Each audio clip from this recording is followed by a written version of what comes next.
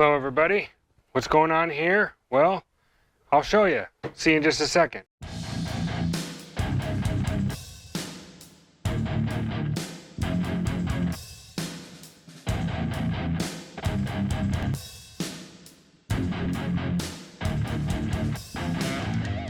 Alright, what is all this? I'm glad you asked. Okay, so what we're going to talk about is charging system and some of the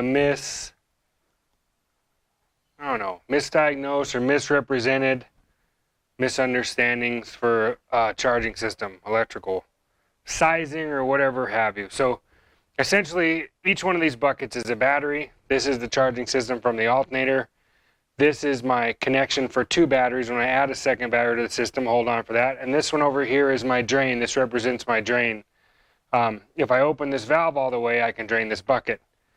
And I need to set the charging system. So I'm going to reach around here and I'm going to grab this hose. We're going to fill this battery up. So we're going to pretend we bought a battery fully charged.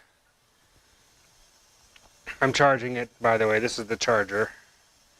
Hold please. We're going to say 2 liters is a full battery. There we go, 2 liters. See that? No leaks on the ground, nothing else. Here we go. So you just put this battery in your car and you're going to try and start your car for the first time. So a full load is calculated. So essentially this wide open is basically the full load of everything in your car. And the maximum thing that you're going to have as a maximum drain is going to be your starter, obviously. So let's kick the starter on. It's not charging. We're cranking. It didn't start the first time. Well, we don't have the battery charger on this, so the level of this is not raising, obviously. So we try it again. Oh, man.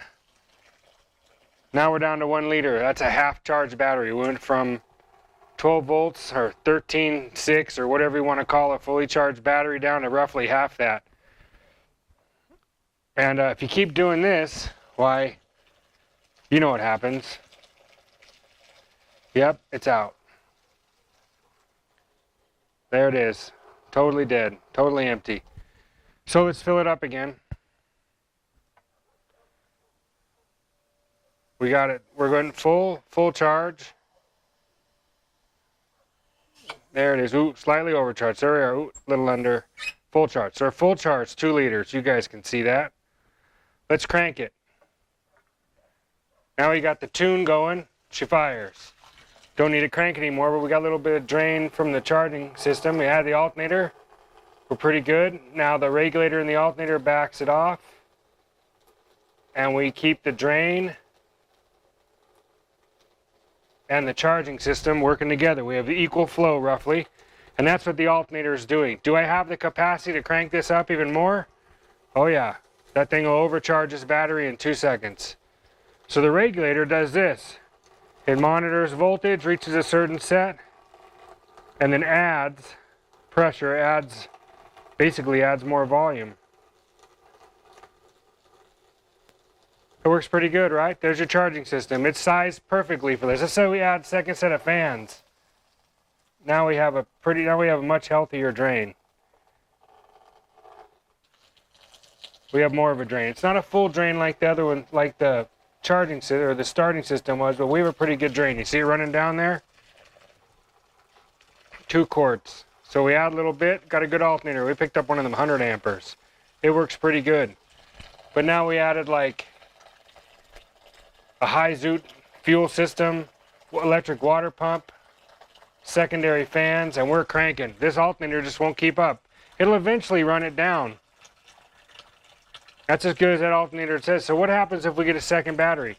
Good question. So let's say we have this used battery. Let's run down to 3/4 full. And let's charge this one. We get a full battery, fully charged. We hook up a second battery. Whoa, oh, that one's really charged. All right. So we have too much going on right here. So it's overcharged. We have a 3/4 charged battery and a fully charged battery, like over full. Like this one, you added too much. Get the phone out of the way. So here's what happens when you hook up a charged battery to a dead battery. Not with this, that's the charging system. This is what happens. See how fast they equalize? You see that? Now we add a drain to both of them.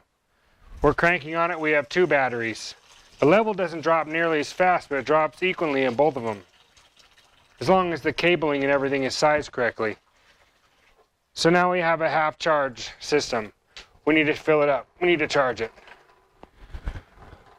So let's add some, let's get the charging system going. Let's fire the car. Got it fired. Now we're charging.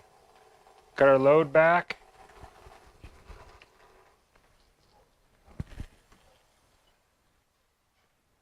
Regulator is working perfectly. Got our regulator, got our load in, the car's running. Right there. Add a little bit of charging, the voltage. She's running. Now we're keeping the level pretty much the same. The regulator, which is my hand on this hose, as you can see, is keeping the levels pretty much even. They are equaling out. Obviously, if this was sized properly and the batteries would be connected with a bigger cable, so then the equalization, the size would be, you wouldn't see much of a difference.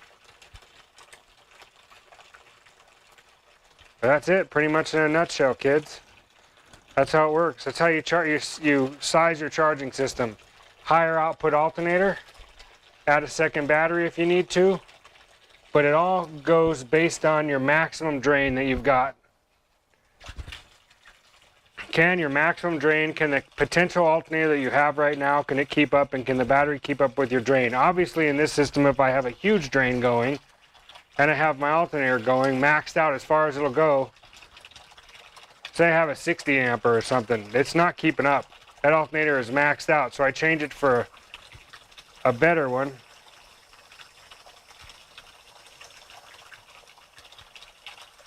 And it's keeping up. You see it equalizing? There we go. You see it coming in here? It's leaving there just as fast. Actually, I need to regulate this down a little bit. That alternator we put in there is pretty high zoot. Now, for the most part, it's staying pretty much equal. But that's a good visual lesson of, I guess, the best representation of electricity for what I'm talking about, like a drain and how to set up your charging system, if that makes any sense, using a visual aid. So let's drain these 2 batteries clear out. But that's it. Don't need the charging system anymore. You can also get different size batteries for capacity. You can add a 3rd battery. I mean, motorhomes will have 6 batteries because their drain obviously is bigger than what 1 battery can handle capacity-wise, or 2, or 3, or 4, or maybe 6 batteries. But that's it. That's what you got. And you can see out here, you can hear it. The flow, as I'm getting low here, has decreased. And if I close this battery off, I've drained this one out. Let's drain them both.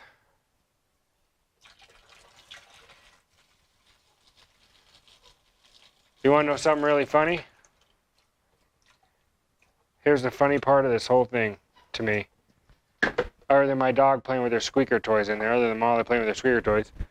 I bought these buckets and these fittings and everything, and I had this whole thing all set up, and I bought this marine grade sealer, this white sealer in here. And the funny part of it was, it said it took 48 hours to set up, and it did. And then it took another like 4 or 5 days for it to actually be non-leakable and pliable, which it took that long. So I've had this thing set up. You may have seen in the background other videos, but I've been waiting for it to dry long enough for me to do this experiment. That took less than 9 minutes.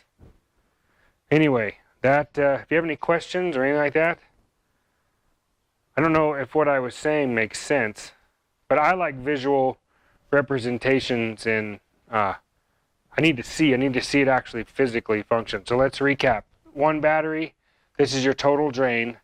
2 batteries, this is an equal sized cable, or a big enough cable to connect both batteries.